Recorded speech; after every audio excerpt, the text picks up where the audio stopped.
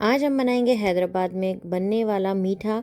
इसे कहते हैं चावल का मीठा या फिर मीठे चावल या फिर कोई लोग जर्दा भी कहते हैं। बहुत ही फ्लेवरफुल बनता है, टेस्टी भी बनता है। देख सकते हैं आप कितना खिले खिले चावल बने हैं। आप भी इस तरीके से घर पर बना सकते हैं। मुझे स्टेप बाय स्टेप फॉलो करना।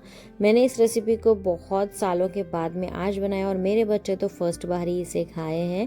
तो चलिए मैं आपको भी सिखाती हूँ इसे कैसे बनाते हैं। स्टेप बाय स्टेप फॉलो कीजिए और घर पर बनाइए। तो यहाँ पर मैंने पहले से ही चावल को भिगो कर रखा था। एक गिलास भिगाकर 1 घंटे के लिए रख देंगे।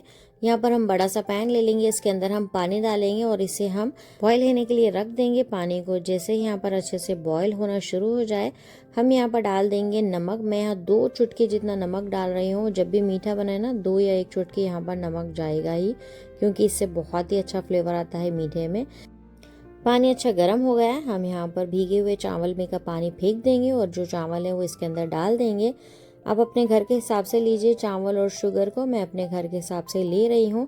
इसे हम अच्छे से पकाएंगे। हमें 80% 70% नहीं पकाना है, इसे हमें 100% पकाना है। आप बीच बीच में चेक कीजिए, पर आप ज़्यादा इसे मिक्स मत कीजिए वरना चावल टूट जाएंगे। जैसे ही यहाँ चावल 100% पक जाएंगे, आप चावल के पानी को फेंक दीजिए और डिस्कार्ड कर दीजिए और अलग से चावल को हम रख लेंगे छान कर। यहाँ पर हम उसी पैन में 4 से 5 टेबल स्पून जितना हम देसी घी लेंगे। घी से ही इसके अंदर अच्छा सा फ्लेवर आएगा। जब भी घी ले तो आप अच्छा असली घी ले लें। हम यहाँ पर बादाम और काजू और किशमिश ले लेंगे। 10-10 काजू और बादाम ले लेंगे और थोड़ी सी किशमिश ले लेंगे। इन सभी चीज़ों को हम अच्छे से हल्के हाथ से फ्राई करेंगे। लो टू मीडियम फ्लेम पर हम फ्राई करेंगे। जैसे ही आपको लगे कि किशमिश यहाँ पर अच्छे से फ्राई हो चुकी है या फिर बादाम और काजू भी अच्छे से फ्राई हो गए हैं, तब हम इसके अंदर पानी डालेंगे। मैं यहाँ पर थोड़ा सा पानी डाल रही हूँ ताकि यहाँ पर हम शुगर भी डालेंगे तो वो जले ना, और हमारे जो ड्राई फ्रूट है किशमिश है वो अच्छे से पक जाए और ये भी जले ना। तो आप देख सकते हैं यहाँ पर मैंने थोड़ा सा पानी डाला है, इसे भी हमने पकाया है। अब हम यहाँ पर शुगर डालेंगे।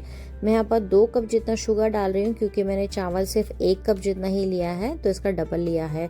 तो इसे भी हम अच्छे से पका लेंगे। यहाँ पर आप देख सकते हैं थोड़ा सा पानी मैं और डाल रही हूँ और इसे हम अच्छे से पका लेंगे जब तक यहाँ पर शुगर अच्छे से डिज़ोल्व ना हो जाए। अब हम यहाँ पर डाल देंगे ऑरेंज कलर। 1/4 टेबल स्पून जितना ऑरेंज कलर हम यहाँ पर डालेंगे। बहुत ही अच्छा कलर लगेगा। कुछ लोग इसके अंदर ग्रीन, ऑरेंज और लाइट ऑरेंज, रेड बहुत सारे कलर्स डालते हैं, पर हैदराबाद में जो बनता है वो ऑरेंज कलर का ही बनता है मोस्टली। कुछ लोग येलो भी बनाते हैं, पर सबसे ज़्यादा अच्छा कलरफुल ऑरेंज ही लगता है। तो हम इन सभी चीज़ों को अच्छे से मिक्स करेंगे। पानी और चावल, शुगर, सभी चीज़ों को हम अच्छे से मिक्स करेंगे ताकि इवनली हमारा, अगर आपको और भी कलर्स इसके अंदर मिक्स करना है तो जब भी वाइट चावल होता है उसके अंदर ही कलर मिक्स कर दिए और ऊपर से आप डाल सकते हैं तो कलरफुल बन जाएगा। अब हम यहाँ पर डाल देंगे हरी इलायची का पाउडर। हरी इलायची का पाउडर आप 1/4 टेबल स्पून डाल लीजिए, बस हल्का सा टेस्ट आएगा, बहुत ही अच्छा लगेगा। और हम इसे मिक्स कर लेंगे। आप इस स्टेज पे ना शुगर को चेक कर लीजिए। अगर आपको लग रहा है कि यहाँ पर शुगर बराबर है तो ठीक है, अगर नहीं लगता है तो आप ऊपर से शुगर डाल दीजिए। यहाँ पर हम डाल देंगे 3 to 4 टेबल स्पून जितना। यहाँ पर मैं मिल्क पाउडर ले रही हूँ, मेरे पास मावा नहीं है तो मैं यहाँ पर मिल्क पाउडर ले रही हूँ। अगर आपके पास मावा मिलता है तो यहाँ पर ऊपर से डाल दीजिए। मैं यहाँ पर मिल्क पाउडर डाल रही हूँ। इसे डालने के बाद में हम इसे ढककर दम दे देंगे, क्योंकि हमारे जो चावल है वो 100% पक गए। बस थोड़ा सा जो पानी है उसे हम रख कर दम दे देंगे 8 से 10 मिनट के लिए। तो देख सकते हैं हमारा जो जर्दा या फिर मीठे चावल है वो बनकर रेडी है।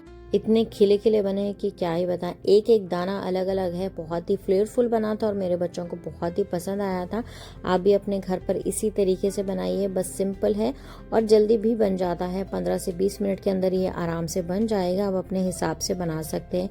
हैदराबाद में इसके अंदर कोकोनट भी डालते हैं, उसे बारीक चॉप करके फ्राई कर लेते हैं ड्राई फ्रूट्स के साथ ही। आप उसे भी मिक्स करके फ्राई करके डाल सकते हैं। बहुत ही अच्छा फ्लेवर आता है कोकोनट का भी बीच बीच में, तो आप डालना चाहे तो कोकोनट भी डाल सकते हैं फ्राई करके।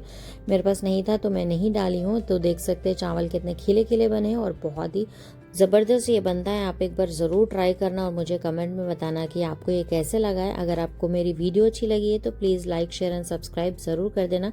तब तक के लिए थैंक्स फॉर वॉचिंग।